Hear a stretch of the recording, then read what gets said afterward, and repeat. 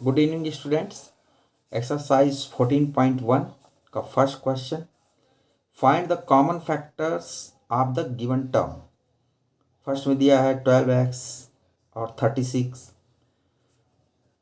और इसी तरह थर्ड में दिया है 14pq 28p² तो ये सबका कॉमन फैक्टर्स निकालने हैं। हम इंट्रोडक्शन में इसके बारे में आपको बता चुके हैं। तो पहले क्या करते हैं, कॉमन फैक्टर निकालने के लिए जो अलजेब्रिक एक्सप्रेशन दिया हुआ है उसको हम फैक्टर्स में उसके फैक्टर्स हम निकाल लेते हैं। तो इसके लिए हम पहले क्या करेंगे, जैसे 12x दिया हुआ है तो 12 का हम प्राइम फैक्टर्स पहले निकाल लेंगे। ओके, प्राइम फैक्टर्स इस तरह से निकालेंगे, 12 2 से डिवाइड हो जाएगा, फिर 2 से, फिर 3 और फिर इस तरह से, तो 2 इंटू 3 इंटू 2 इंटू एक्स हो जाएगा। कॉमन फैक्टर हमको निकालना है, तो जब तक इसके प्राइम फैक्टर नहीं निकालेंगे कॉमन फैक्टर निकलेगा नहीं। तो प्राइम फैक्टर पहले निकालना है, इस चीज़ का ध्यान रखें कॉमन फैक्टर निकालने के लिए। वैसे 36 का आप प्राइम फैक्टर निकाल सकते हैं, ये होगा 3 इंटू 3 इंटू 2 इंटू 2। अब आप देखिए कि इन दोनों में कॉमन क्या है, 2 यहाँ पर है, यहाँ पर भी 2 है, नेक्स्ट फिर एक नेक्स्ट 2 भी यहाँ पर कॉमन है, और आप देख रहे हैं यहाँ पर 3, तो ये 2 और 3 कॉमन है, तो 2 इंटू 2 इंटू 3 ये हो जाएगा 12। तो कॉमन फैक्टर के रूप में क्या हो जाएगा, 12 हो जाएगा। इसी तरह थर्ड क्वेश्चन आप देखेंगे 14pq, तो 14pq को आप इस प्राइम फैक्टर के रूप में इस तरह से लिख सकते हैं, 2 into 7 into p into q। इस तरह 28p² q² को आप इस तरह से लिख सकते हैं, 2 into 2 into 7 into p into p into q into q। अब इन दोनों में कॉमन फैक्टर्स क्या क्या हैं इसको आप देख सकते हैं, 2 कॉमन है, 7 भी कॉमन है, और p और q, p यहाँ पर भी p है, q और यहाँ पर भी q है।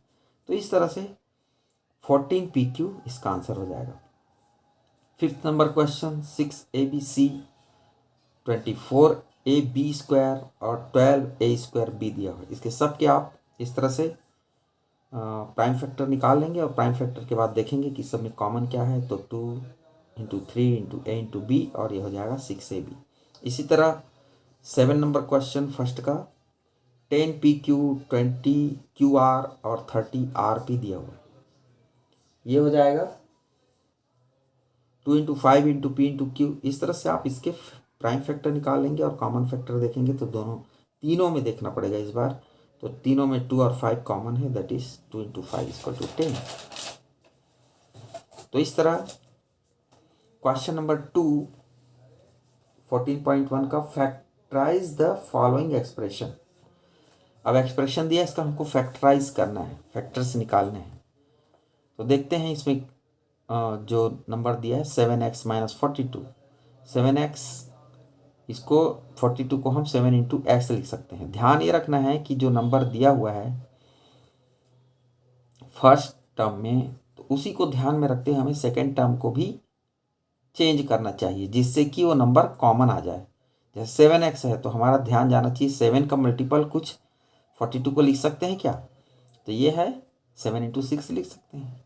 तो इस तरह से सोचने से आपको कॉमन लेने में सुविधा होगी। तो 7 इंटू एक्स और यहाँ पर 7 इंटू 6, तो दोनों में 7 कॉमन है, तो 7 और इन ब्रैकेट x माइनस 6, इसका आंसर हो गया। अब इसी का सेकंड का चौथा पार्ट है -16z प्लस 20z³। तो इसका प्राइम फैक्टर ले लीजिए, 2 into 2 into 2 into 2 into Z, और 20z³ का 2 into 2 into 5 into Z into Z into Z. तो इस तरह से अब देखें दोनों में कॉमन क्या है, 2 इंटू 2 इंटू जेड कॉमन में आ जाएगा, 2 और जेड दोनों टर्म में है, और यहाँ से बचेगा -4 और फर्स्ट टर्म से और सेकंड से 5z²। तो इस तरह से माइनस वाले नंबर को बाद में लिख देना, ये आ जाएगा 4z इन ब्रैकेट 5z² को पहले लीजिए, पॉजिटिव को और निगेटिव को बाद में। तो इस तरह सॉल्व हो जाएगा। इसी का 7th पार्ट और 10th पार्ट को भी आप आसानी से सॉल्व कर सकेंगे। इसका तीसरा नंबर का क्वेश्चन है फैक्टराइज। अब इसमें फोर्थ टर्म दिए हैं, first, second, third and fourth, तो हम ग्रुपिंग मेथड से इसको फैक्टराइज कर सकते हैं। ग्रुप बना लिए दो दो का, और फर्स्ट एंड सेकेंड टर्म का ग्रुप बनाएंगे। वहाँ से देख रहे हैं दोनों में x कॉमन है तो x प्लस वाई हो गया। थर्ड और फोर्थ में 8 कॉमन है और यहाँ से 8 कॉमन लेके x प्लस वाई, फिर x प्लस वाई दोनों में कॉमन है तो x प्लस वाई को कॉमन ले लिए, फिर फर्स्ट टर्म से बचा x और सेकेंड टर्म से आया 8, तो x plus y, x plus 8। इस तरह अगर 4 टर्म दिए हुए हैं तो आपको ध्यान रखना है, कोशिश करना है कि ग्रुपिंग करके हम फैक्टर्स निकाल सकते हैं। इसी तरह थर्ड और इसका फिफ्थ क्वेश्चन आप ग्रुपिंग करके सॉल्व कर सकते हैं, जो कि मैंने सॉल्व करके दे दिया है। ठीक है, अब एक्सरसाइज 14.2 को हम नेक्स्ट टाइम देखेंगे।